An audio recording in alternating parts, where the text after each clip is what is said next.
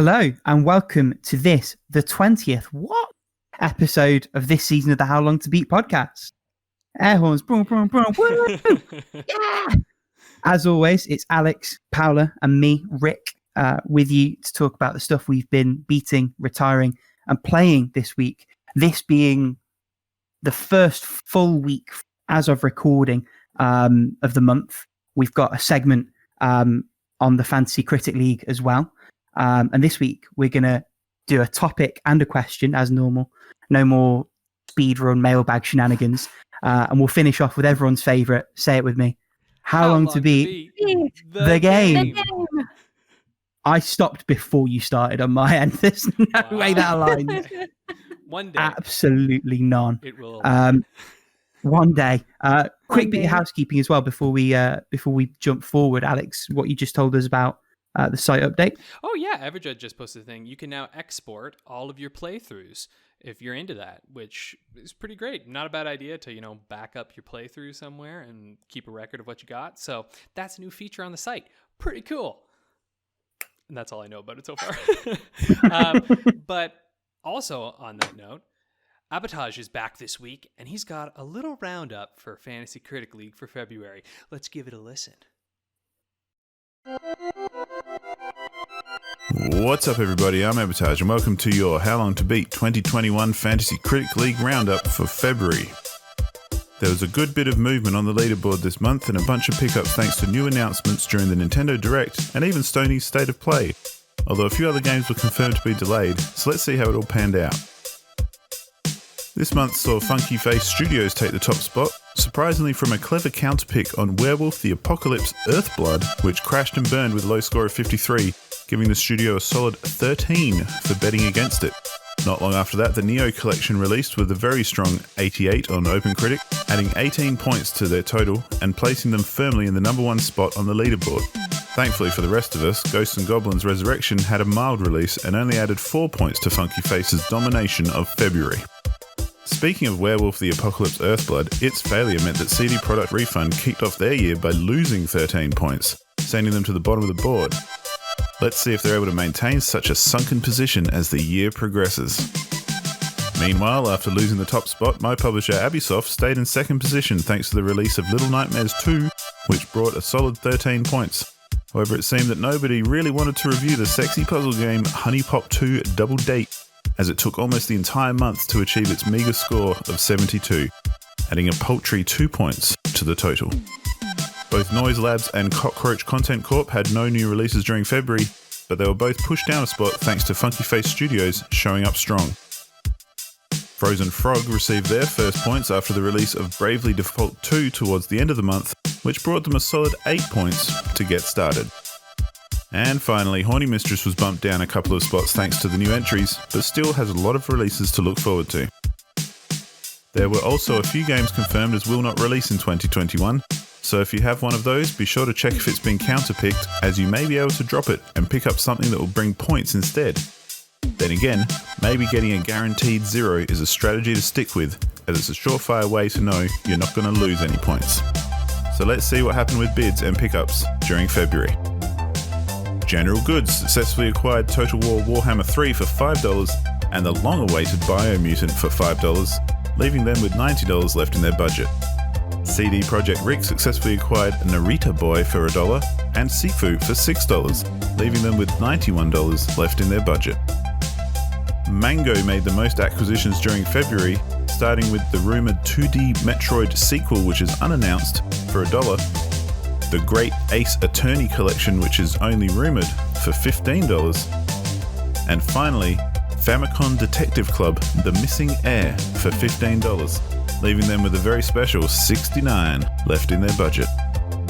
Frozen Frog came out swinging with some big numbers to outbid Noise Labs and secure Pokemon Brilliant Diamond and Shining Pearl for $34, leaving them with $56 left in their budget.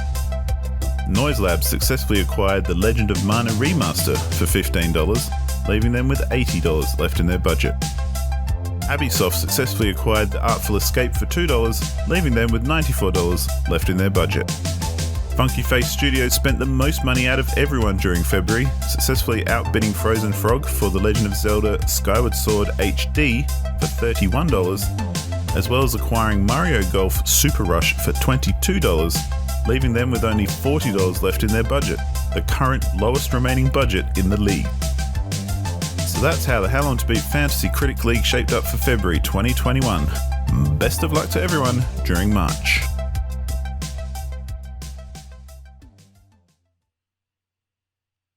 And we're back. I had a very good February in Fantasy Critic League. Let's hope that's the only good month you have, right? because I you want to killed it. bask in it. Yeah, I want to bask in the enjoyment. So I'm Funky Face Studios for those who aren't sure, but I want to just bask in the fact that it's like I had some good games, good pickups. Hopefully that lasts. Yeah, me. The I feel code. like Oh, for sorry, go on. some reason, like my games like keep getting like pushed back a little bit. Mm. So, Kina Bridge of Spirits was supposed to come out in March and got delayed. Mhm. So, no points for me yet. I'm sure that one's gonna pay off. Nah. Unlike Breath of the Wild, which totally is not going to pay off for me. Ooh, yeah, yeah. That was an aspirational pick that is backfiring spectacularly. But the cope is Paula won it last year. Mm-hmm. If you win it this year, next year's got to be me. That's just how it works, right? That's exactly how it works. I mean, let's just say it's still extremely too early. I'm just really hoping the rest of my picks pan out, but we'll see. Yeah. Okay. Shall we move on to what we've beaten recently? Yes, let's. Uh-huh. Paula, do you want to kick us off? Because you were very excited in the private chat we've got going about your completion this week. Right. I only got one completion, but it's one hell of a completion in many ways. So Os Mafia or the PC, it is available right now on Steam in English, and is the only place where you can play it in English because the Vita version and Switch version are Japan only. I'm wondering if it is for a good reason because there's a lot to unravel here. So in Os Mafia, you play as Fuka, and you pretty much wake up in a dark alley without your memories, and there is a guy trying to kill you. In your escape, you run into Familia Oz, that is pretty much Axel, Karamia, and Kirie, each of them inspired in the characters from The Wizard of Oz. That is the Tin Man, the Lion, and the Scarecrow. Fuka is pretty much taken in by this mafia family for some reason, and she very much has to at some point decide what to do if she can recover her memories, and the story pretty much goes on from there. Even if the game is called Os Mafia, there are like other families inspired by other tales, like the Familia Grimm that is inspired by, well, the tales from the Grimm brothers, like Hansel and Gretel. Scarlet is based off the Little Red Riding Hood, and Hamelin from Pied Piper of Hamelin. And I hope I didn't butcher that. No, you nailed it. You're all good. Beautiful. And this one that was like a little lesser known to me was Familia Anderson. Hans Christian. Because, yeah. So there are characters based off the Ugly Duckling, the Little Match Girl, which I never heard of before this game, and Thumbelina. And finally, Familia Boots. Guess which tale is that based off of? Well, Puss in Boots. Yeah, okay, yeah, nailed it. Yep. There's like one final family.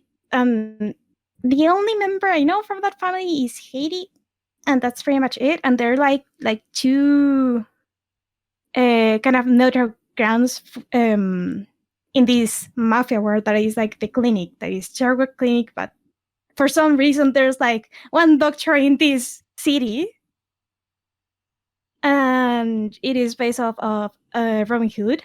Oh right, there's also the Wolfgang, that is that like a group of people that aren't affiliated with any mafia, and they kind of like causing trouble in general. And the leader is kind of like based off of the big bad wolf. And finally, and this caught me off guard completely, both in like what it is and what the inspiration is. And that's the Oscar Wilde brothel. And the leader, or the kind of like owner of the place, Dorian Gray, is based off of this kind of story that was, I think, published in some magazine. That is the picture of Dorian Gray. And holy crap, Mm. I heard it was like censored for the magazine, and even then it was like unethical. Yeah, Or- it's a heavy one. It is a heavy one. So yeah, that's like more or less the whole cast of the game. Now the routes, like there are a lot of routes. There's like the 3 main routes, but each has like 4 variations. And this is like another aspect I've never seen done in an automate game or fictional before. Like, it's like doing these like love triangles, and there's like actually like some sort of conflict between the family members. That was weird. Not gonna lie, that was weird. It was like pretty hit or miss for me, like at least in the triangle variations. But as you go like through the routes, you get to know like actually like where the characters came from and why are they like the way they are, because they are not only like based on the with the Wizard of Oz characters. It is heavily like implied that they were actually like the lion, the Tin-Man, and the Scarecrow. But at least at the beginning of the game, they actually have like an abundance of what they originally like were looking for, and the way they explain the stuff and how what they used to be affects their like day-to-day life was actually kind of like well done, like in my opinion. And still, I don't know how the Scarecrow kind of like ended up being like a total asshole. Like, I've seen unlikable characters, and this one takes the cake. But yeah, moving on. And this is like the one thing that kind of like ticked me off a little bit, is that there's so many routes, and the way you I guess get into the routes is like in this city you have like these mafia families, and it's like they fight each other, but for some arbitrary reason Sundays are like sacred and no one fights in this town. It's like if someone fights on Sunday, they're like likely to be given like a death penalty, jail time or whatever. And or like pay an enormous amount of money in some cases as well. And it's like you select like the person you want to spend your Sunday with, and then you get to know like their side of the conflict and their side of the family very much, and like their morals and how they got to the town, if they got to the town like by other means, or and they start like dropping these like small pieces of knowledge about how this town came to be. So you get to slowly unravel the mystery of the town and of who the hell Fuka is, because the girl has amnesia and pretty much no way to recover her memories throughout the story. I feel like in some of the routes, like the story took a huge setback, and some of the routes were questionable, to say the least. Like, if I see my notes here, it was like, okay, I feel uncomfortable with this route. Okay, this is really fucked up. Okay, scratch the previous one. This is like instant no for me. So I actually ended up like skipping one of the routes, so just so I could get like the CG and the final like great finale kind of ending, because if you want to play give me a second here. Yeah, the epilogue. You have to clear the game like at least once for every route, and every route has at least 2 endings, which is a lot. Though each route is about 2 hours long, but there are like a lot of routes. So for me, at least, I beat the game in like about 36 hours. So the Steam page says 12 routes and 20 plus endings. Yep, that's accurate. That's really accurate. But if you want to get the grand ending and get all the answers, and that was so like, oh my god, why you do this? So like the epilogue already gives you like a lot of answers, but if you want like the best ending of the game and all the explanations possible, you have to get the grand ending, and for that you have to get all the CGs or pictures on the game. So pretty much you have there's like a percentage on the gallery, completion percentage on the gallery, and you have to get to 99 before being able to get to the grand ending. And here's where I actually ran into a little... No, it wasn't a little. It was an enormous problem here. Because there's a glitch. You can run into this glitch and not be able to get the grand ending. Because some of the CGs happen like in a very specific circumstances. For some reason, they do not always trigger. So what I ended up doing, and I am so glad it actually worked, because if it didn't, I would have dropped the game immediately.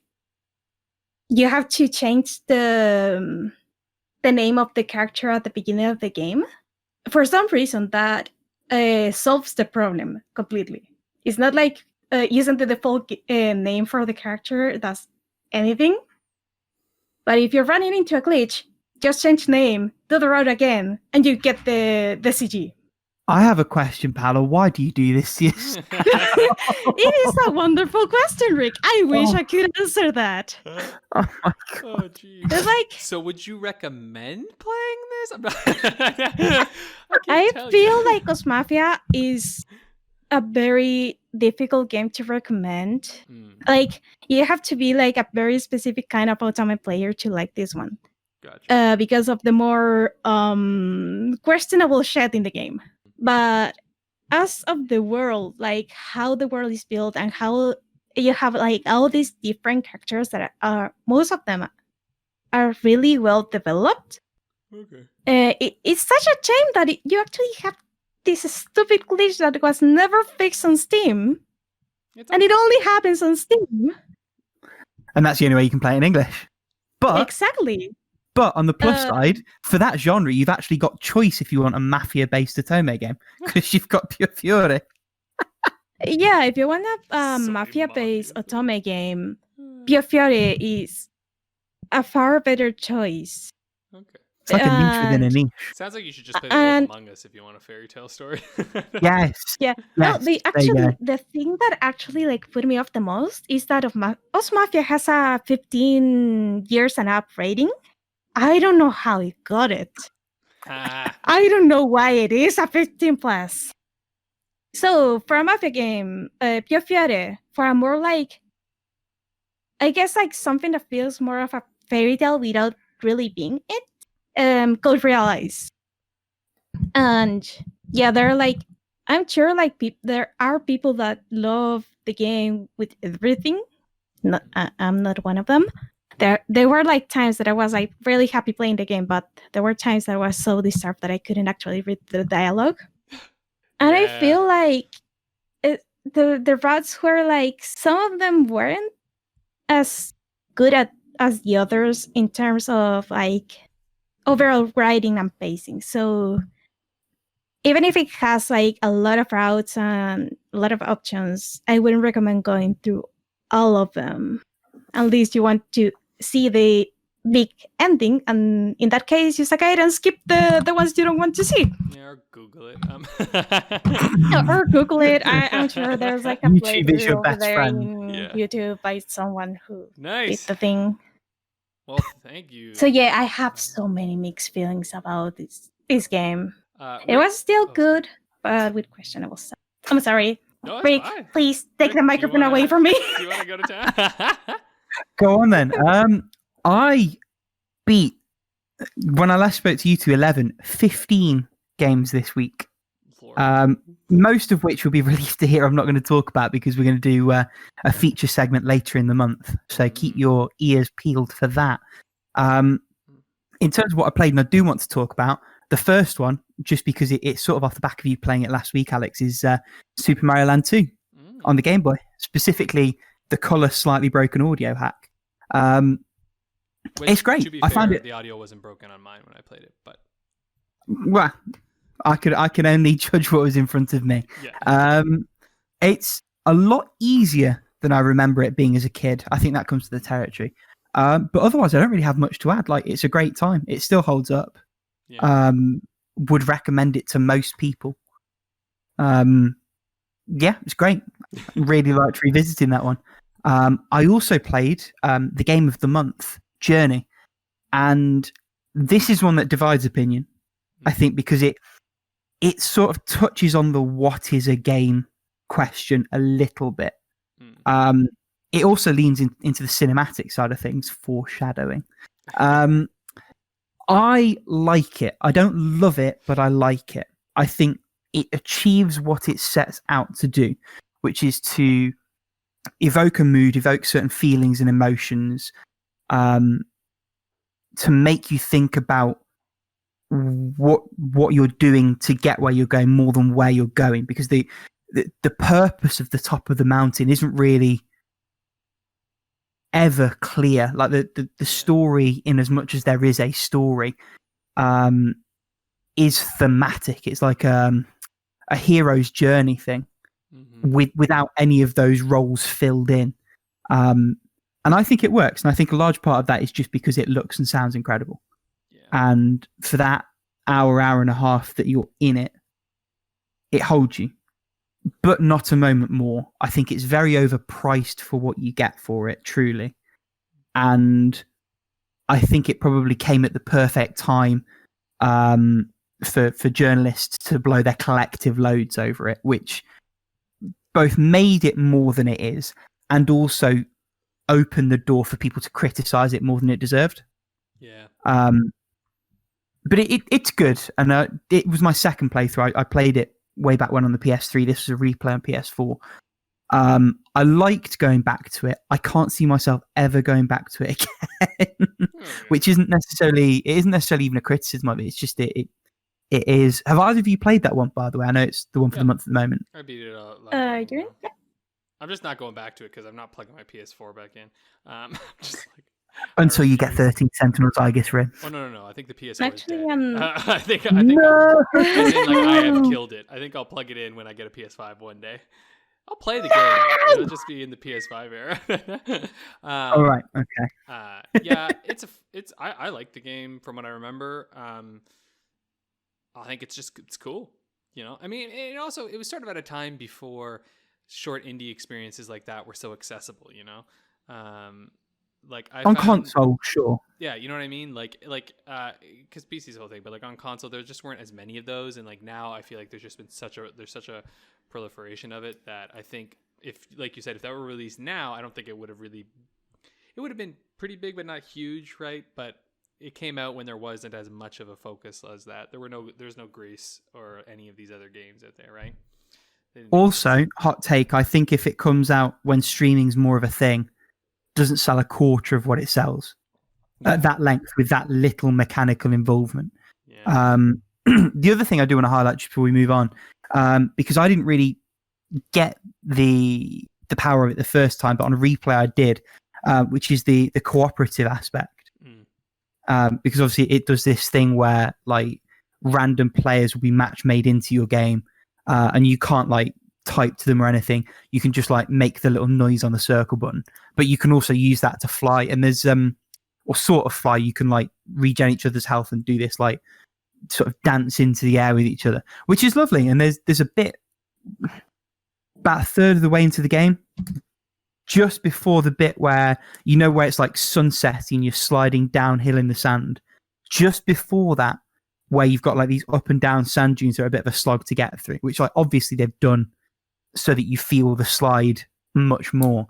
But obviously I'd already seen that on my first playthrough, so I wasn't exactly looking forward to doing it again. But I got match made with somebody, and we ended up just doing the jump trick and soared over the whole thing. And it evokes the feeling that it's meant to evoke. And I had a similar experience just past the halfway point in sort of the underwatery section, which was lovely. And I think that's when it makes the most sense. Actually, sorry, go on. It wasn't like after I played the game that I learned that you were actually like played with someone else in the game. Oh, you thought it was just like an AI? Yeah, back then, because it was like when I just got my PS4 and I had like a trial of the online thingy. PS Now. PS Now. So I started playing it, and I actually like found like really cool, like it's like, oh, the AI is doing stuff, and I saw the other player effectively like collecting stuff and jumping around the place. And it was funny because at the time I just thought it was an AI, but looking back, it was so obvious not an AI. And it's nice at the end that they give you everyone's name, so it's like, obviously you've got no way to contact them, but it's like a sense of camaraderie in a weird way. Yeah, especially like in the snowy area. Yes, yeah. Although I thought they made that far more than it needed to be to give the message. Yeah. I just found that annoying both playthroughs. But again, like over an hour on total, it's not really the end of the world. And from 1 hour to like an hour and a half, my next completion was a top-down twin-stick shooter for the Vita called Time Recoil. It's from a company called 10 Tons. They've made a few. And the conceit is that when you shoot someone, time starts to slow down. Like there's a whole time travel story, which is far more engaging than it has any right to be for what is just an excuse to go through various kill theaters. It's good fun. It's surprisingly good fun because the Vita sticks aren't necessarily amazing for precision shooting, but because of the time mechanic, there's actually a lot of forgiveness in terms of time to aim and do things. Loads of fun. I got it on sale. I think it's still on sale.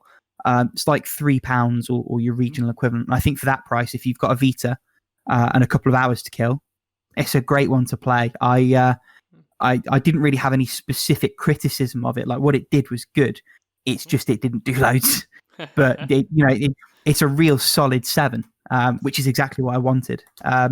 I then beat Metal Slug 2 for the PSP, which I'm liking my foray into the Metal Slug series. It's very nice. It's reminds me of the feeling I got playing the first couple of God of Wars, in the sense that it's sort of all thriller, no filler. It's just bang, bang, bang, bang, bang. Number 2 definitely ups the ante in terms of level variety, level gimmick variety, boss variety. There's an excellent boss at the end of the second mission where you're like jumping up a tower and this big fuck off mechanical snake is like slowly chomping its way up and you have to jump and shoot down and then like time everything around. Just the perfect sense of like being on the edge of control, fending this enemy off. And there's loads of moments just like the first one and just like to a lesser extent first mission on the Neo Geo Pocket, where the thrill just takes over.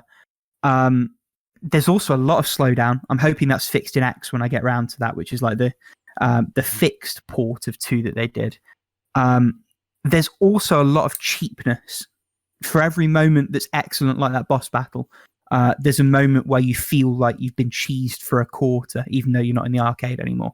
On balance, I think I like it about as much as I like Metal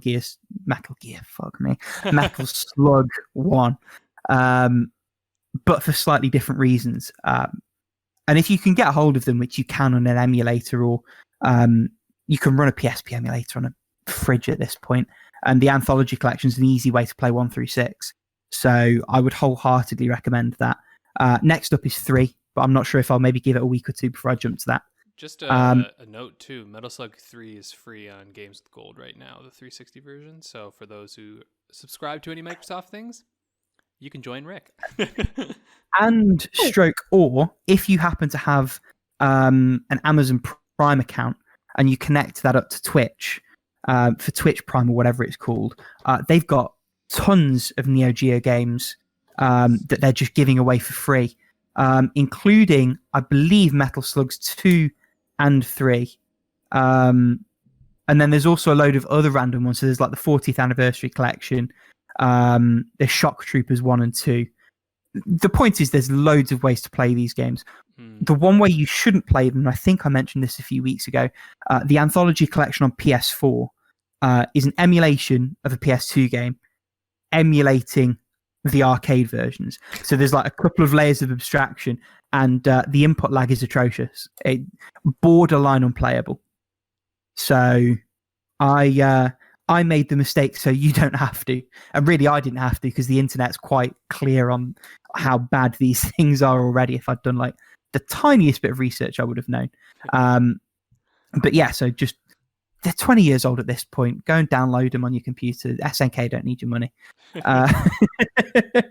And then the rest of my games, and as I say, we'll come to this sort of in a future segment, we're all itch.io like homebrew extravaganza things. It's all like little 5-10 minute experiences. Now I've got tons of these, so you guys are going to play a few and we're going to talk about them in aggregate in a couple of weeks, but there are 3 that I want to really briefly highlight in their own right now. Collectively you can play them all in 20 to 30 minutes, and hopefully Paula will be kind enough to put the links in the YouTube description when we've done all the editing, and you can go and click them and play them yourself. The first is 6 Cats Under. It's a little bit like Ghost Trick. Like, you're a woman who's died and you need to try and open your front door so that your cats can like get out and not starve to death in your locked apartment. So you've got to like muck around with the things in the room. More charming than it has any right to be given the subject matter. And just a really nice little puzzle room. Self, which reminded me a lot of Celeste. Both thematically, although it handles it a little bit differently, but also mechanically, in the sense that it's sort of single screen rooms, and you've got to, using a slightly weird dash power, activate all the nodes and then get to the door without dying. And you can land on things a little bit like you can in Celeste, where it recharges your dash. Really well put together. Again, free. I beat it in 10 minutes. They're talking about maybe making a full thing out of it, and I wholeheartedly hope they do. And then the last one, if you want like a 5-minute feel fest, it's called Novena, Novena. And it's like an interactive poem. So like most of them on itch, when you click it in browser, it says run game. This one says run poem. So like you're moving from point to point. It's like a pixel art walking simulator. But the writing is phenomenal. And I legitimately welled up at the end of it. It was a beautiful little 4-minute sort of experience. And with the other 2, I feel like it's a nice finish. The other 2 are sort of more mechanically focused, and then this is just a nice sort of bookender. Cool. So yeah, that's all of my itch for now, and all of my completions with it. Yeah, nice. Yeah, so if people know, basically I've gotten Rick a little addicted to Game Boy Color. Yeah, and like I've been playing tons of Game Boy Color stuff, and there's like a sick homebrew scene. And so we're gonna dive into some of those, and then some that aren't necessarily just specifically to the Game Boy, but like just homebrew in general next week, which is gonna be pretty fun. I'm excited. I'm very much looking forward to that episode.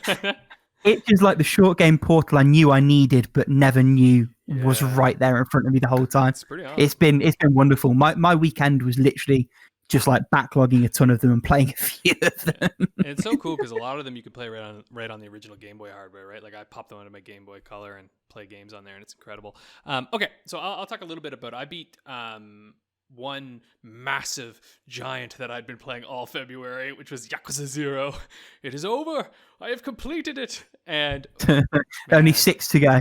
Yeah, but actually though, that game is fucking nuts. So like, I'm gonna talk about this game more actually in our topic this week because I think it fits very nicely in there. But it's this game's weird and I liked it a lot. And like, it's just pacing wise, it's not so great. I will say there are some pacing issues in the game where sometimes you're like, okay, so here you get to play a game for a whole bunch, and then it's like now you're gonna watch 2 hours of a movie, and you're just like, and a good movie. Like, don't get me wrong, a very good movie, but you're like, holy crap, as you like sit there. Like at one point, my controller, my Xbox did the fade to like slight black thing, where like the idle thing, because I hadn't touched any of the controls in so long, and my partner was like, "What was that? Was it a glitch?" And I was like, "No, it means I haven't touched any inputs." And I'm like, now to be fair, that was at like the very end of the game, basically. So like, okay, they're doing No, like, not okay. yeah, but not okay. I had beaten the game. Like I had finished it was like when I had beaten the boss kind of thing, and so it was like showing me the end, and it was like wrapping things up. And I realized this game has to set up a lot for the next one. Because it's a retcon, not a retcon, but like a prequel after the fact, Prequel. isn't it? In fairness, yeah. But honestly, and like a lot of people have said this, and I think I agree that like it's really worth playing before you've played the other ones. Now there are things in the game where I'm just like, why are we spending so much time with this dude? Is this person important later? And I'm assuming they are, but I'm looking forward to figuring it out afterwards. I just like seeing the transformation of some of the characters in it. So yeah, wacky ass game, but good. But very good. And I'm excited to play Kiwami now. I'm going to jump into the next one. But I'm going to give myself a little bit of a buffer between them because we'll lose a lot. Then I went back to, I think, another quintessential Japanese game, which is Dragon Warrior, better known as Dragon Quest. But in the US, it was Dragon Warrior. I think in Europe, too, it was Dragon Warrior. Was it? I don't know. Was. Didn't you literally start this yesterday? No. I started this a couple days ago. Okay. I didn't realize you finished it already. That's caught me out as well. Yeah, not many. It's not long. Dragon Warrior is not that long. On How Long to Beat, it has like 9 hours. But so here's the deal. I played it with, and I wholeheartedly, 1000% recommend this to anyone. There's a ROM hack of this game that does double the experience and double the gold from all your battles. Do not play it without that, because if you do, it will artificially increase the length of your game by 4 hours. Honest to God. I beat the game in like 5 hours, and it felt short, sweet, and very enjoyable. And I was like going through, I was able to buy all the cool equipment. I was able to, level up appropriately. It felt like each time I got to a new area, I was like just on par with people. It was very fun. But honestly, if you played this lower, you would never get nearly enough gold, and you would probably be grinding for so long. Did you? As someone that actually played this game like without the ROM hack, I highly recommend to get the ROM hack, because I remember like pretty much like killing slime after slime after slime, and getting killed by something else at some point, just to get enough experience and enough gold to actually not die in the next section of the game. Swerve that. And that's why I'm saying, if you play it with the ROM hack, none of those problems at all. It just genuinely makes the game fun and easy to explore. And one other thing is, like, you definitely want to have a map while you're playing this. And so, like, even the game manual, like, I looked up the game manual and they have a nice map. And so I looked up another one too.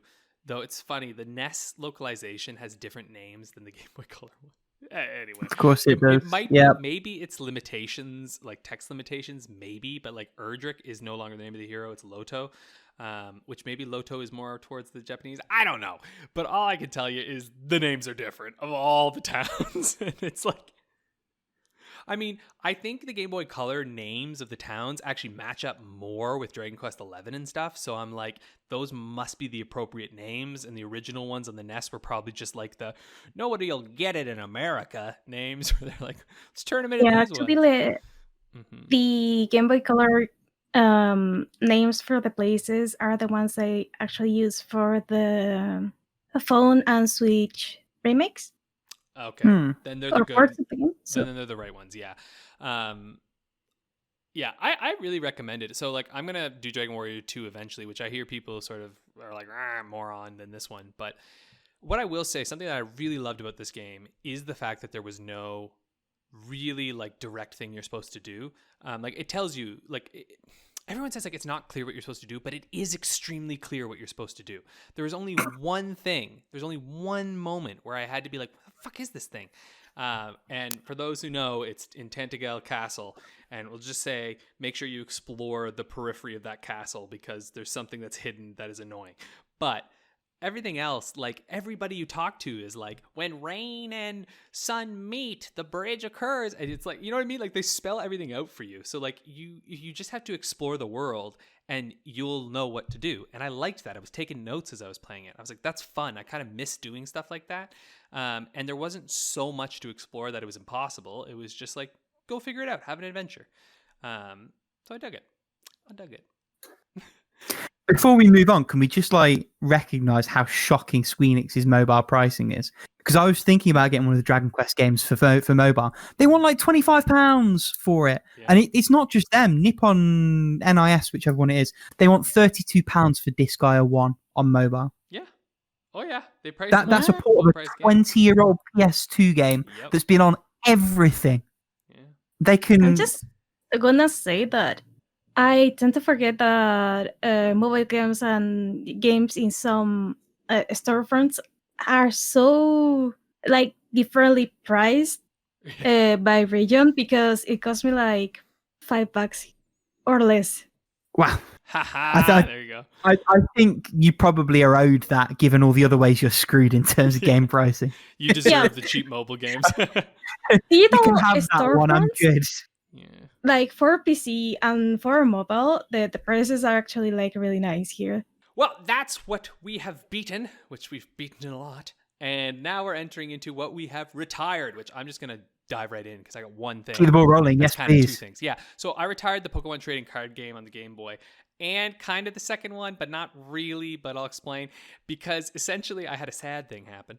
I had a flash card, Easy Flash Jr., which turns out you just get an EverDrive. It costs a lot of money, but get an EverDrive. This is better.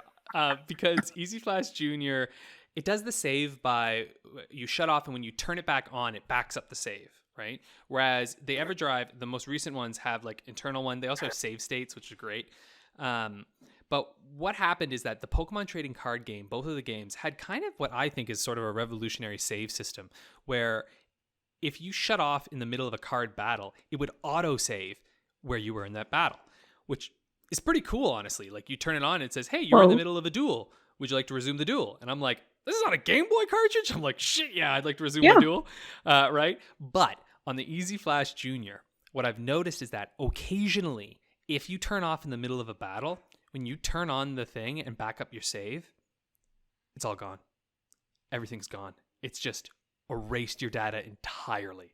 So I was playing the first one, and I got about like probably halfway through the game, erased all my data.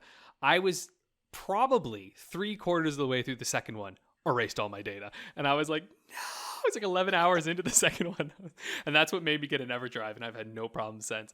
But the reason I say I kind of retired the second one is because I downloaded a save file that has all of the cards. And so I've been occasionally playing through it again with like creating my own cool new decks. And so that's been really fun. But it's kind of retired for the time being. Anyway, that's me. Parked. I will jump in very quickly because I've got almost nothing to say about mine. I've got two retirements. The first one is a game called Gone Crazy. It's really poorly designed. The pixel art's lovely, but like it's style actively hindering substance, because when you shoot, like the entirety of your sprite and a good chunk of the area around you is covered by the flashy shooting animation. So you can't see a specific kind of enemy that's a little dot that just pops up around you and then fires bullets at you or drops on you. It's just an exercise in frustration. It's only half an hour long. I couldn't even bring myself to finish that.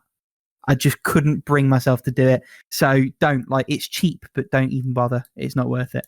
And then the other one, which kind of sucked, is John Woo's Stranglehold.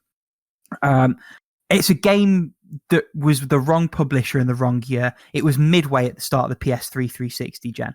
So you can imagine just like how badly it controls, which is a shame because it's like a Max Payne kind of situation. And if it controlled properly, I'd probably love it. But it doesn't, and I just couldn't bring myself to crack on with it. I played the first 2 levels, felt like I'd had my fill.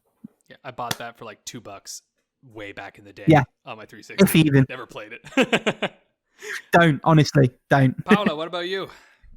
I retired Apsu, and this is like this underwater exploring game that is actually like really, really pretty, and I was enjoying it a lot.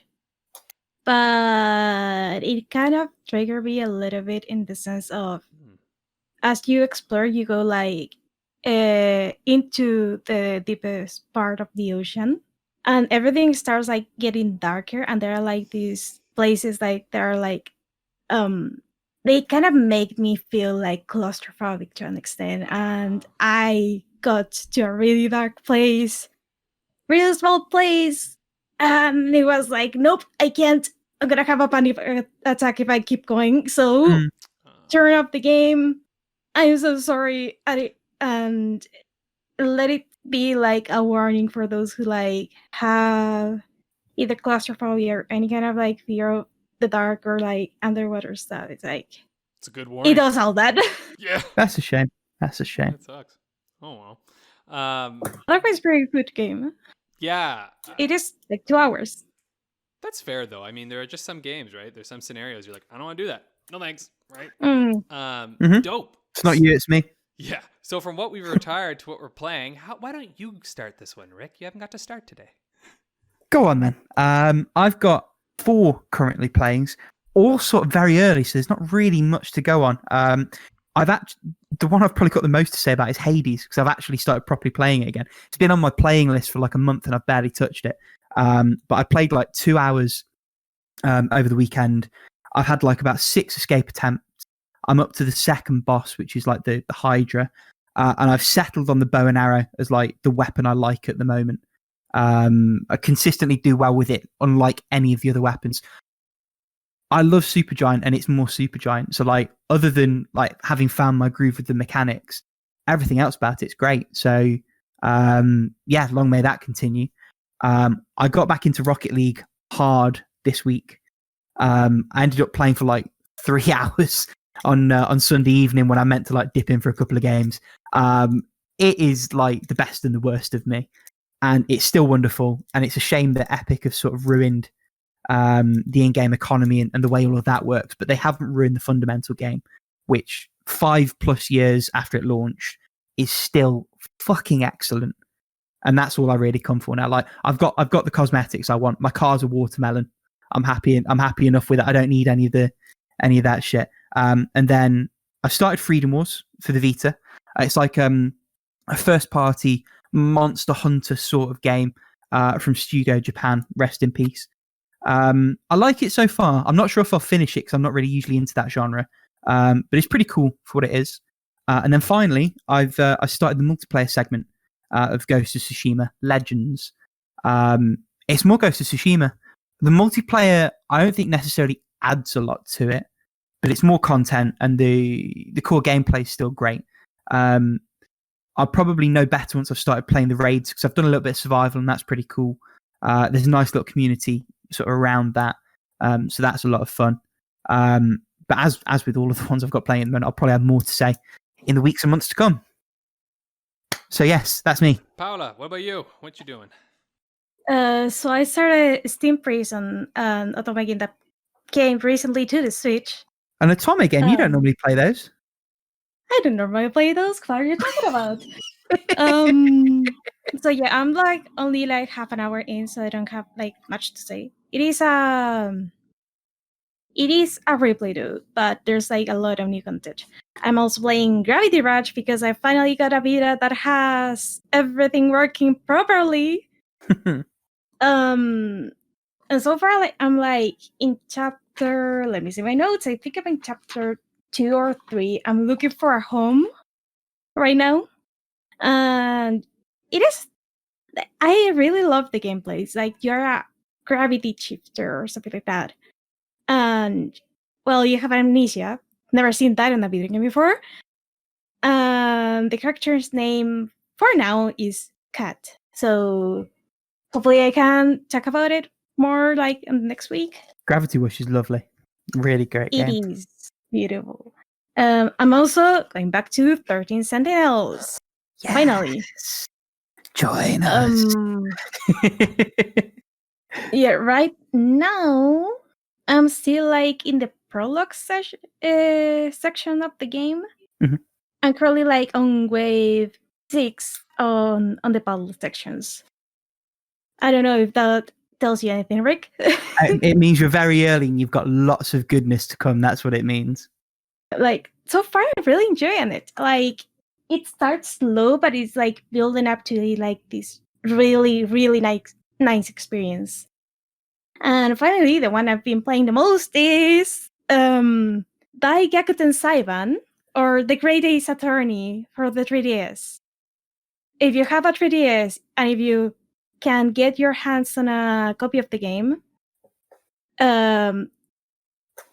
if your 3DS is soft-modded, you can actually patch the game in English. And it is a very good English patch. And on this game, I'm currently like on chapter 3. And even if it is like, it is Ace Attorney, but you're like on a different era. So like some of the evidence you are able to find is a little bit different. And without spoiling much on the game, if you play was it okay, if you played the crossover with Professor Layton, you know that in that game the trials in terms of witnesses are a little bit different, and that carries over to this game. But so far so good. Nice. I'm gonna run through my. Oh, sorry. Oh yeah, I was gonna. Go ahead. Go ahead. Go on. Oh, sorry, you're gonna lead me. Nice. Now we've just talked over each other. I felt that natural end there. It's good. So I'm playing Super Mario 3D World. I'm playing with my partner. It's really fun with just 2 players. I think any more than that would probably be a nightmare. But pretty good in that sense. But doing Ring Fit again. Just keeping going with it. It's nice. I just started Bioshock Remastered, which has been on my list to like play for a long time right now. God damn, that game is good. Like, I have been sort of feeling a little bit with games. Like, I've been playing so many games, and I'm just like, sometimes the idea of playing more at this moment is like, ugh, I don't really want to, because, you know, we're stuck indoors. I can't really go out and do much. But I sat down with Bioshock last night, and I was like, I'll just play a little bit. And then I was like, you know, an hour or so in, and I was like, oh my God, I don't want to stop playing. Like, it just really hooks you in. It's like nice sense of discovery, exploration, controls are just so smooth. It's a great game. I love it. And I'm playing Kid Dracula on the Game Boy. Which is really cheeky, really fun, and I will probably have it beaten by next week, so you'll probably hear more about that then. But needless to say, that's a fun game. I do recommend checking that one out. It looks good. I've got it in the anniversary collection on PS4. I'm quite looking forward to getting around to it eventually. On the big screen, not the little screen, but still. Yeah, I actually think it might be better on the little screen, but we'll see what it's like on the big one. I mean, it's sort of designed for that. Like, some of those Game Boy games, when you blow them up, you're like, okay, but maybe it'll be great on the big screen. Yeah, you almost realize how little's there, I suppose. Maybe. Yeah. I think that's accurate. Time will tell. Good. Okay, nice. We did pretty good there. We're going to have time for a topic and a question. Yeah. Speaking of the big screen. What's on the big screen? The cinema. See what you did there. Cinema. It's cinematic. Okay, sorry. So what we're talking about this week is, I guess, kind of in general, what are cinematic games, but also just cinematic games in general, right? And I think sort of the first place to kind of go here is that the term cinematic is a little, I don't know about controversial is the right word, but like, there are just many, many, many different definitions of this, right? For many of us, we'd say like a cinematic is like a cutscene, right? Whereas others define it as like a game as a whole feeling as though it is of cinema. Personally, I look at it more in the sense of like, is a game attempting to adapt or pay homage or try to be like a movie or television? And I actually think, when we talk about this more later, but I think more games are going the television route necessarily than the movie route these days. But yeah, that's where I'm going to kind of go. What is cinematic games to you? What are they to you? Before I even go there, just on the TV thing, you've made a really interesting connection in my brain, which is Quantum Break, which they tried to mix the two and it sort of didn't work. And I suppose that's interesting in terms of how I think about it, because I think about it almost in a sense of taking away player agency in service of a narrative.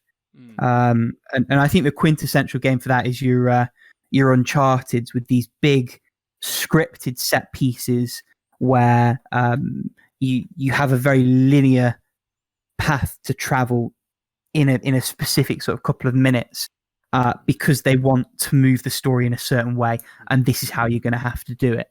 And that then it extends into lots of cutscenes interspersed, lots of times when you have to put the controller down. The other interesting one, I think, in that vein is Until Dawn. Yeah, which I dug that game.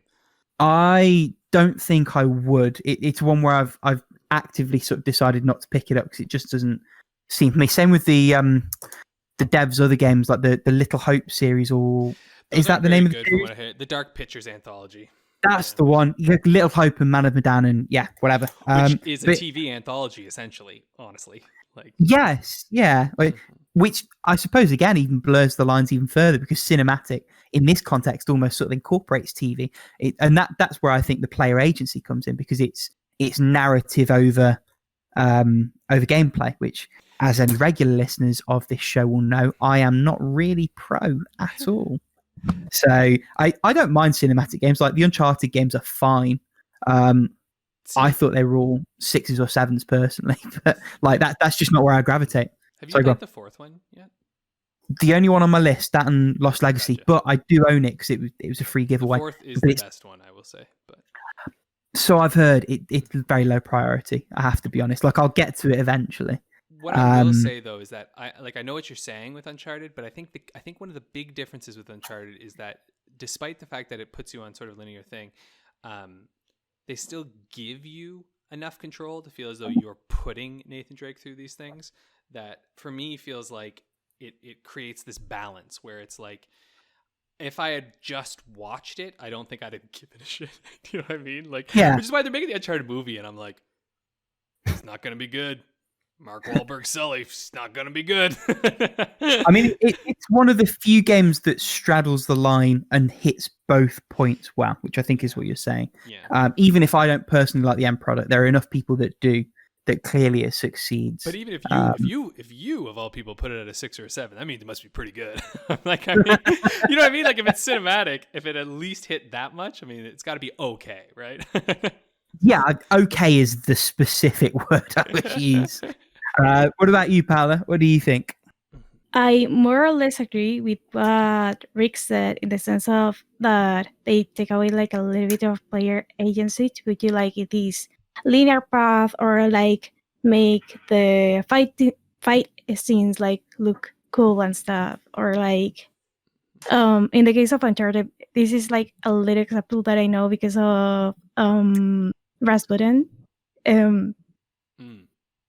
Like when his girlfriend like was playing like Uncharted and was trying to climb this thing, it was like, why can't I climb this part if it looks climbable and I just have to go for this like scripted path? Otherwise, like I've heard like cinematic games being described, and I'm quoting my boyfriend here.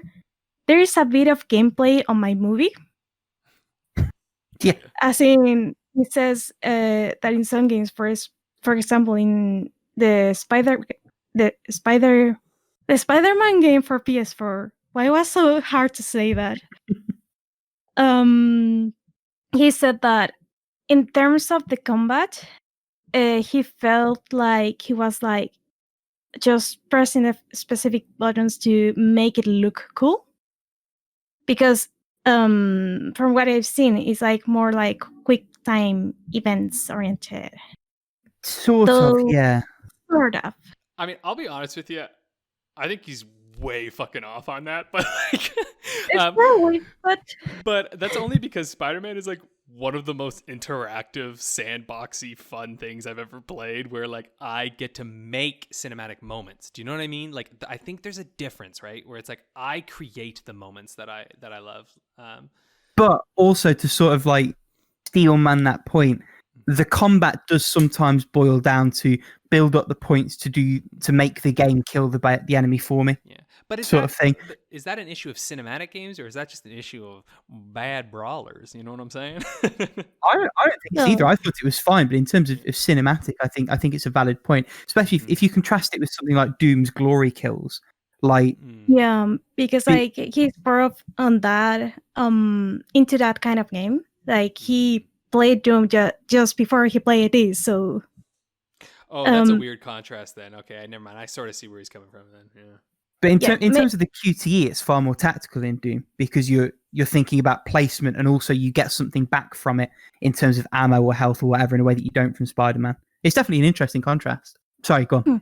This one I can't really talk about because I haven't played, but I've seen like bits of gameplay and some friends actually played it and talk about the game a little bit to me.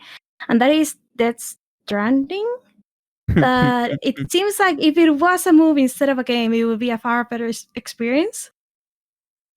Norman Reedus Simulator 2019 featuring Monster Energy.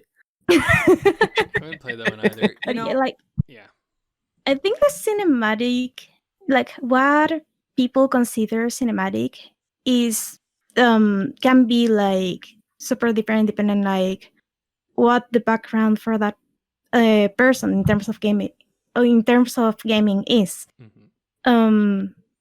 Because Rick says like Spider-Man isn't cinematic. Some people may say it is. Some people said that some walking simulators are like more cinematic-ish. And actually, while I was like investigating what kind of games people find cinematic, The Last of Us came up, and I was like, not really like seeing it. At least like I did play like a little bit of The Last of Us 1. I do, and I really don't see it cinematic. Yeah, I do actually. I think in the sense that it's very narrative focused, and a lot of the gameplay bleeds away to give you story room. I think it evokes that. It's almost like Uncharted Plus in that sense, or Uncharted Minus rather, towards the gameplay side of things. I also have to say, like, I think part of this comes down to an issue defining what is meant by cinematic, right? And so I think in a lot of cases, you know, we're talking about the portrayal and the demonstration of the story, like how the story is presented. And I think the reality is you can't really divorce cinema from film, from video games, from film, of course not, but from games, right? Because the reality is that when you enter into the 3D realm, and when we've entered into this world in which we are trying to tell stories, there are only so many ways in order to process visual images. And so when it comes down to it, you can have some games that do not rely on cinema, but then they end up pulling on other visual mediums. I often think of photography and paintings and whatnot get pulled from for a lot of things. Comic strips get pulled from. But when we entered into the 3D realm, we had to think, what do we do with the camera, right? And so sometimes I think, for instance, one of the most cinematic games out there is God of War, the newest one. That in and of itself is the most cinematic game. And we only really complain that a game is cinematic when we lose the control of it, right? God of War is beautiful because it is cinematic. It has a camera. It's literally like a follow shot the entire time, right? Of someone holding a camera, which is that's really beautiful cinematic language. You actually see this language in a lot of movies, a lot of really incredible art house movies. And so in that game, it seamlessly transfers control away from you and returns it to you in a way that doesn't feel so cheap, you know? Sometimes I think the critiques of Last of Us, probably, at least where I would imagine, as it being very much cinematic, is that, you know, you get to play your little sequence, you know, you go through, you do your stealth, you do your little thing, and then it's like, okay, bye-bye, pop out as I show you a very controlled camera look at a, like, basically filmed scene, right? And I think personally, I am more interested in cinematic games when they take the lessons of cinema and the lessons of blocking and the lessons of framing and of using interesting camera, but they blend it in with their gameplay. And so they kind of pull these two things together to create this sort of nice new medium like God of War does. As opposed to something like Red Dead Redemption, which is like, press a button and you can have 2 black bars come down and make you feel like you're in a movie. And I'm like... There's a whole fucking story about that as well. Yeah. You know, they made staff crunch to put those bars in because they weren't initially in. And obviously, you have to reshoot every scene with those bars in mind, or redirect, I suppose, reframe. I don't have the education in that space. I'm probably miswording it. But then... Yep. people modded them out within 24 hours of the game releasing anyway.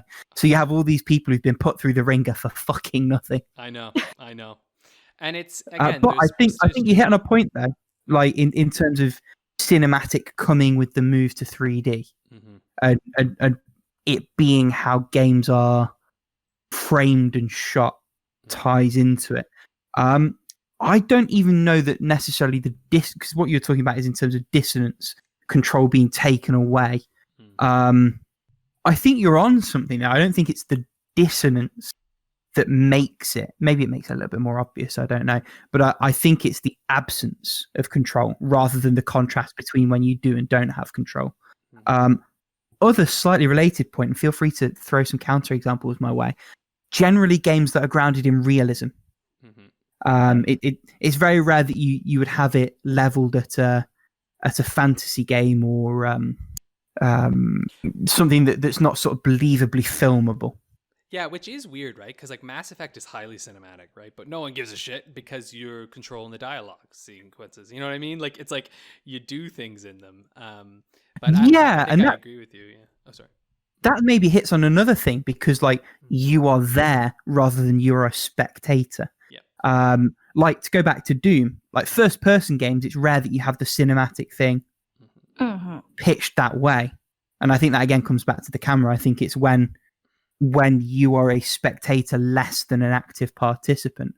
And when we talk about games like Uncharted and The Last of Us, yes, you're playing that character. But I find often in those games, to a lesser extent, things like Ghost of Tsushima as well, you often feel less like you are that character than you are sort of directing that character to bring that language full circle in a weird way. I don't know whether this is me just mashing thoughts together as we have this conversation, whether that's like a fully formed thought. But no, I think that's certainly an interesting thing within it.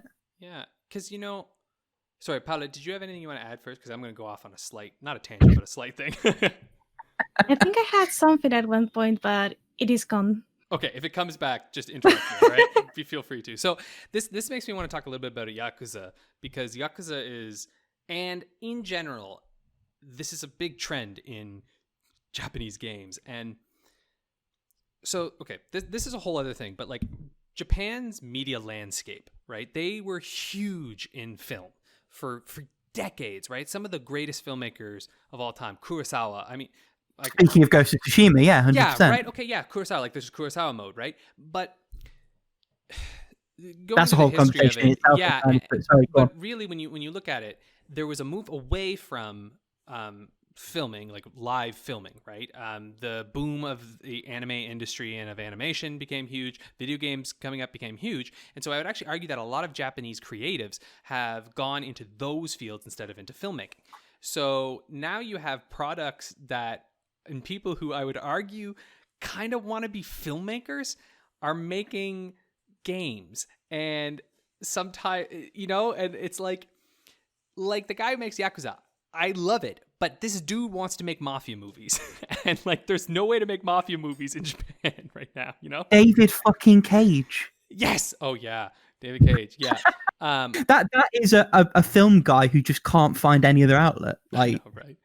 To speak to your point. But weirdly enough, though, and this is the thing that's weird with Yakuza, is that like, part of me recognizes that it's insane that this thing, like, it should just be a movie, but also I don't think it would be as good if it was a movie, because like the ability to go do all this wacky, crazy side quest shit is just so, it's just such a game thing, you know? Like it has such game DNA built into it that I seem to almost forgive the fact that it is two things at once. It is this sandboxy game where you can play hundreds of claw games and go batting and all this random shit and go save, you know, go help a little kid get his copy of the new, you know, not Dragon Quest, but Dragon Quest game while it gets stolen by like increasingly more powerful dudes. You know what I mean? Like all this kind of like random stuff. And then also have a very intense story that's all cinematic. Which, speaking of actually, another slight thing.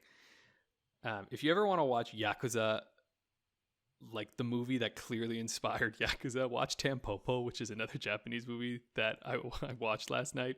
It is a Western about ramen, but like a modern day Western. A Western? Yes. Now, about ramen. Yes. Literally a spaghetti Western. It is. It's a ramen Western, right? They were kind of making fun of like the West's usage of Japan as like for the Western, and they sort of took it back, and it's wild. It is basically Yakuza. If anyone's played Yakuza 0 and then watches that, they'll know exactly what I mean. But anyway, I think, yeah, like I said, I just sometimes feel like I play a game and I go like, dude, you want this to be a movie, but like you make games. And I think this is a trap that artists get stuck in sometimes, is where their medium becomes the only thing they're comfortable creating in, when sometimes they have ideas that are actually calling out for a different medium, you know? Yeah, although I suppose there's also an argument that having to work within that constraint when it doesn't quite work, like those are opportunities when some truly amazing things can also be born out. Whether that's an edge case, whether it justifies Detroit Become Human and all the other sort of abortions that David Cage has shat out onto discs. I like weirdly enjoy those games, but at the same time, I'm like, these are so, what is happening? I got Detroit for free, and I'm just not really sure I want to touch it. Like I Heavy Rain was a fucking weird one. I have to say, Detroit is like a pretty hollow, like theming wise, it's like not a very profound take on humanity and like slavery and stuff. It's like a very that's not surprising given the auteur. Yeah, like when you finish it, you're like, oh, enslaving people is bad? Jeez, who'd have thought, David? Like, it's just, you know, it's like that's like kind of as like deep as it gets, you know what I'm saying? Like, oh no. I was thinking because like not too long ago I was I think it was a sideshow video about what is called the IKEA effect. That if you take part into making something, it suddenly becomes like so much more meaningful to you. So I was thinking that some of these games that are like movies, but with gameplay. I think if there were like just movies, they wouldn't have the same like either cult following or like the same what's the word I'm looking for? They wouldn't like be as good as they are considered right now. Yeah, they wouldn't have as much of an emotional impact. I mean, I would not care, I would give a rat's ass about Kiryu or Majima if I didn't have to play as them. I just wouldn't have cared, you know, like, but I played them and I liked them. And that's the one that I should say is like TV. It's not a movie. It's a TV show because it does that like recap thing every time you come back to some chapters. And honest to God, it's like playing 7 seasons of a television show. That's what it really is. If you play all those games. Oh, I think you hit the point there, though, like Paula, in terms of what the mediums do differently, like in terms of the pros and cons, because you have that direct input in how the narrative goes. Equally, films don't like gate progression behind your ability to do an arbitrary button-based task. Yeah. But then also, films can decide exactly what you see and when you see it and what note of the music's playing while that happens. Whereas games have to be a lot more flexible unless they take away the agency. And then I think that goes back to your point, Alex, where you say if what you want to do doesn't quite fit the medium, pick a different medium. Unfortunately, it's not necessarily that easy. It's easier said than done. But we can say that because we're not involved in doing well, exactly. And We're just three schmucks on the internet, like I do think you shitting see other it people's work. more intensely, like I said, through Japan. Like I think you have Hideo Kojima, you have all these people who, like, in America, we can barely name a single game creator. Like, you know what I mean? It's like we can name some, but like the average American or Canadian or, you know, Brit or anyone is not going to be like, yes, this guy next to, like, you know, a fucking Hollywood filmmaker, right? Like you can name Scorsese, you can't name Cliff Blazinski. Yeah, there you go. Thank you. That's the one. I knew you meant. But To be fair, though, give it 30 years. I reckon that changes. And that's what I'm saying. Yeah, I do think it's changing. And that, of course, this isn't disparage like their work. I love video games, and I think video game creators here are incredible, and I love it. But I do think we will see it change in coming years as games go bigger and bigger and bigger. They're just getting bigger. So, any last words? You heard it here first. Yeah, games are getting bigger. I think that was a great kind of rundown on cinematic games. We didn't come to really any major conclusions, but I think we unveiled some interesting ideas. I, in the nicest possible way to both of you and to me, think we handled that much more coherently than I expected we would going. Nice. Were you expecting like a Persona 5 Roundup really again? a game? Like, is it a new game? Can we settle this question? I don't know what I was expecting, just not that. That's good. All right, well, why don't we go on then to the question of the week from Churros? I'm guessing that's how it's pronounced, like the delicious treat. It is churros. Churros. Yep. Nice. Churros. I like the way you say it, Paula. We're gonna let you do that. What upcoming game are you most excited about? Oh, there's a whole bunch of new games being announced recently. Yep. There was the Nintendo Direct. There was the PlayStation thingy. State of Play. We actually had what's the name of the thing? It was on March 4th. I watched everything. You're talking about like the Next remember. Expo thing that was on Steam. Oh, like the penguin thingy, the penny idea thing or something? No, the New Game Plus Expo. Yeah, that's what I meant. I just got the name wrong. There's a whole bunch of stuff right now, basically. We'll just put it that way. Yes. I'll shoot quick if you want to. So, like, go ahead. I at first thought my answer wasn't different from when we did this last time, which was like last year, which was Psychonauts 2. But actually, Resident Evil 8, baby, that is my most anticipated game. I am very ready for that game. I will sink many hours into it, and I will... Yeah, I'm ready for that. Just my body is ready, Miss Vampire Lady. Lady Dimitrescu. Yeah. I was literally about to ask you what percentage of your hype is based on Big Vampire Lady. Not really Tread on any me, at please. all. It's so funny. Like everyone's like really into that, and I was like, oh, she's cool, I guess. I'm more just like... It's proof, if any, we've been locked indoors too long. Yes. Anyone who loves her, though, I say all the power to you.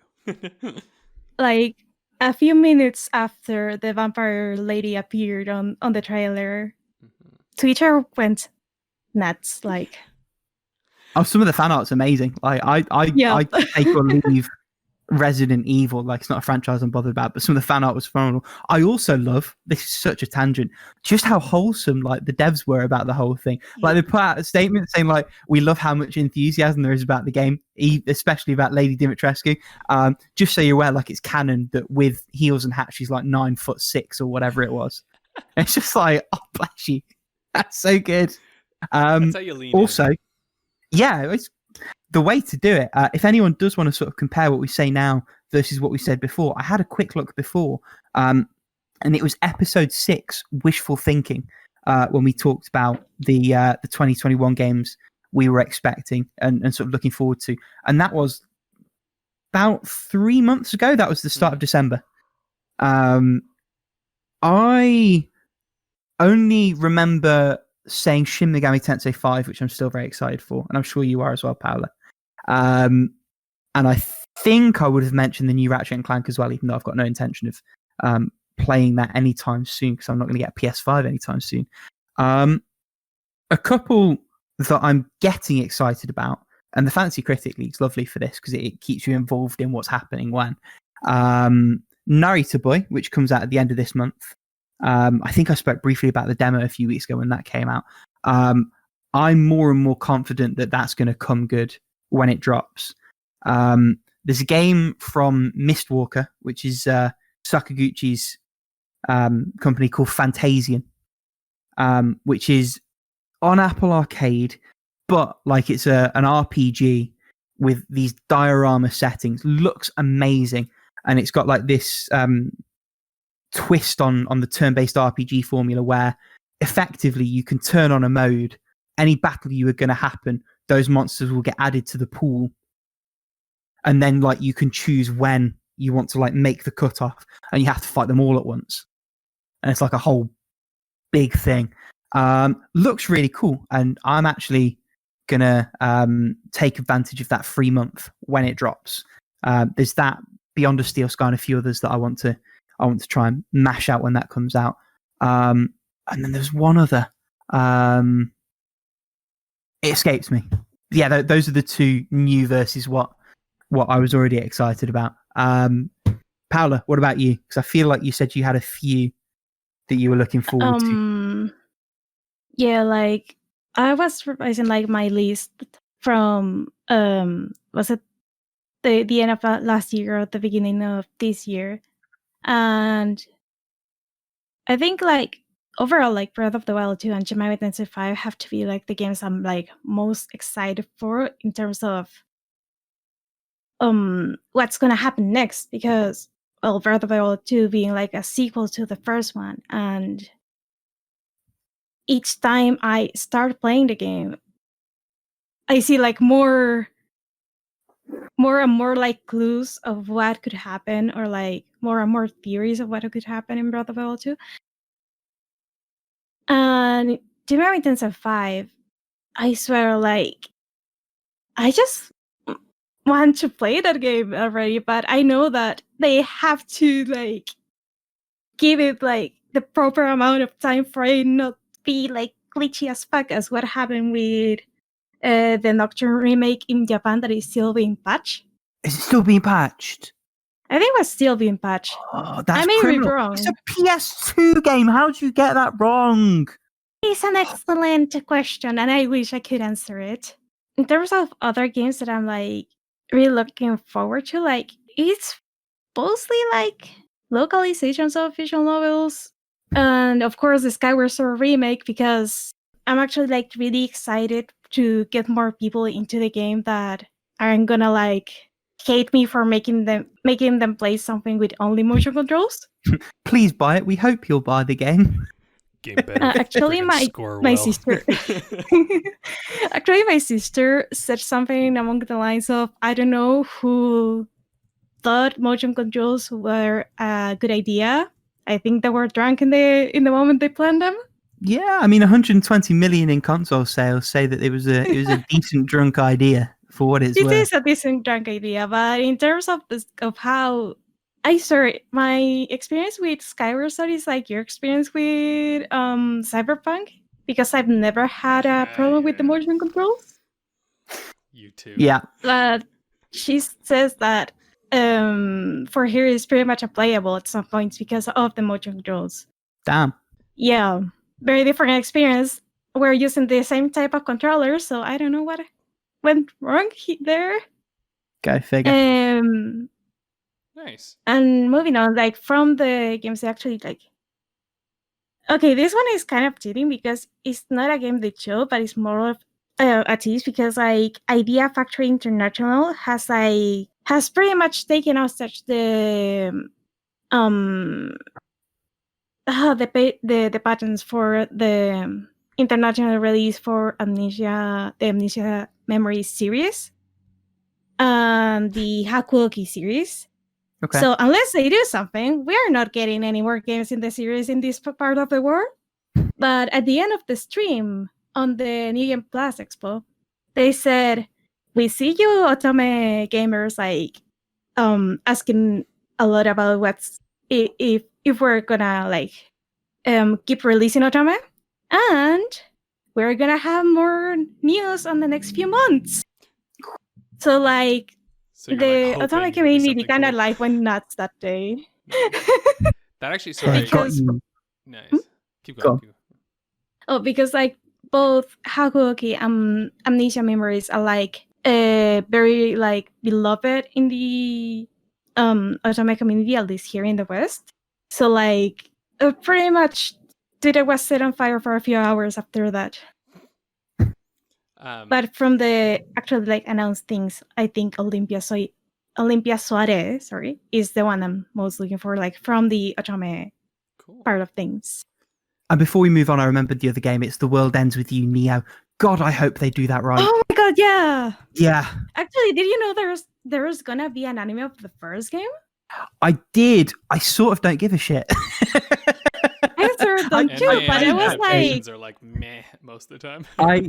I enjoyed that story the first time when I played 85 hours of it on the DS. I don't need to see like a weak retelling of it. I might give it a chance, maybe, but like one other one too. Mario Golf Super Rush, baby! I can't wait. I'm gonna play some golf. It's gonna be great. I hope it bombs and ruins your fantasy score. Oh, there's no way it's bombing. Not with Cam. I hope it scores like a 40. Yeah, I hope they like do a hot. You think Mario Golf's gonna score a 40? You crazy? That it's been like I 10 don't think years it. I since they've had a hope and I Mario Golf. pray it. I don't think it, but I hope and I remember pray another it. one.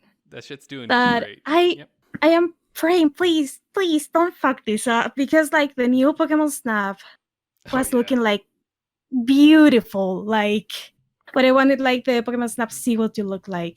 Well, I am cautiously optimistic.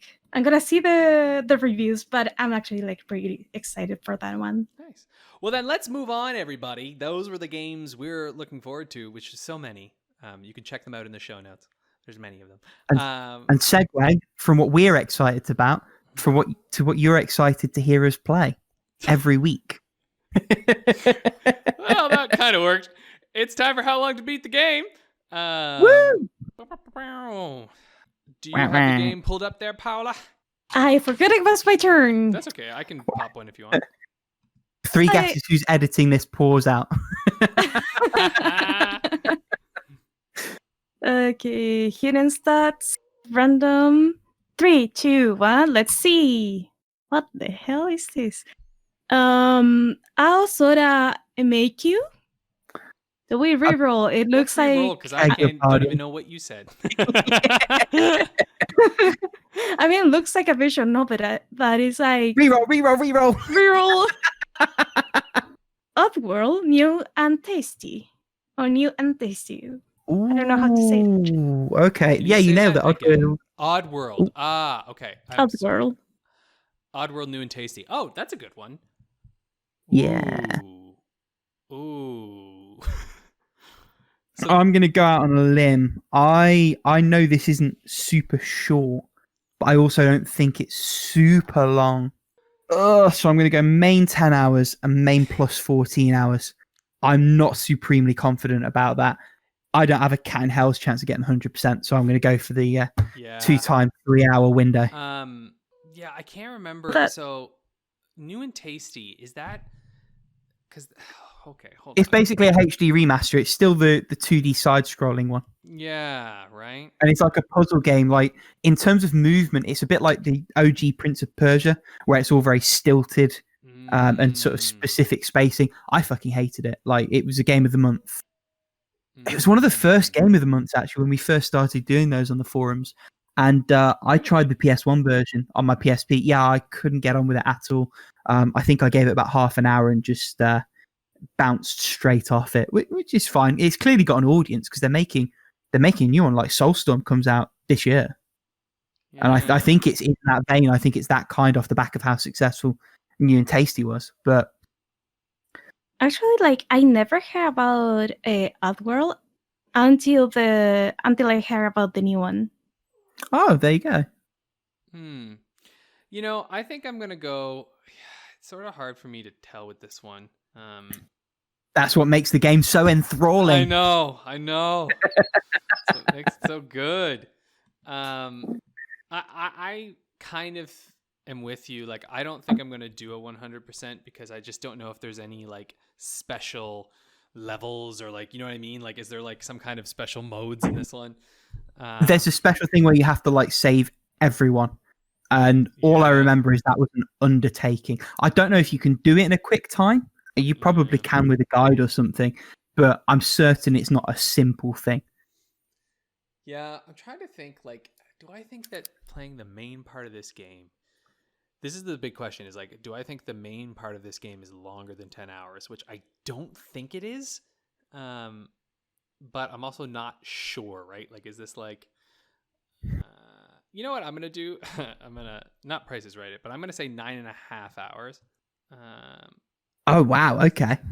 You're higher or lowering me is what you're doing, Alex. Yeah. And then I'm going to go a little bit higher, I think, for main. But what is main plus in this?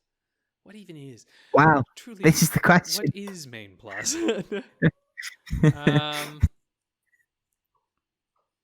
Oh, I wish I could remember that bloody Symphony of the Night quote. What is a man? What is a main plus? Man? Nothing but a Foul bitter miserable pile of creature. secrets. I'm gonna go That's the 11 one. hours. Okay, so here's what we got. I'm doing 9.5 hours and 30 minutes for main. Main plus is 11 hours and 30 minutes. Paula, what do you got there? I have no idea what I'm doing. So I'm just gonna go with my gut for better or for worse. Okay. I have a feeling that it's gonna be like a shorter game, so I'm gonna go for maybe 9 hours because I'm gonna do like the 3 times. Big cheese in Did I it. do 8? I'm cheesing it. I'm trying to cheese this. Big cheese. So I think I'm gonna, I think I'm gonna go with 8 hours for main. okay. I don't think it will be like much longer to 100. Wait, it's an other like that game, and you have to rescue people and try to have your people go to the Correct, like Monday. survive. Yeah. Yeah. So if I'm thinking 100%, maybe like doing the 100% thing might be like having everyone survive. Maybe. Maybe. I want to go higher than 12 hours. Maybe Ooh. it's not more than 12 hours. Okay, I'm gonna go 8 for main. Main plus, I'm gonna go 10. Okay. That's not a 10, that's a 0. There you go. 10. And for 100%, I'm gonna go 12. All right. Hopefully, I don't fuck this up. But Moment of truth. Let's do it, folks. Let's see what we got. let's see. So, main story 7.5 hours. Oh, is that me busted? I'm good. Okay. Main and extras 9 hours. Yes. Ah! Completionist 10 hours and a half. Good job, Paula. I think you've both nailed it. Paula, And you just went up in the rankings, so you're above me now. And now we're getting closer. Woohoo! my lead's I'm looking a coming little for bit your shaky. rank. So yeah, we've got My Rick lead is- at 28, Paula at 25, me at 23. Oh, Okay. I bloody over-egged the pudding on the main plus. Yeah. Good job, Paula. All right, that's everything for this week. We'll see y'all next week for some Game Boy talk. I spaced out there. Bye-bye. Bye. Bye.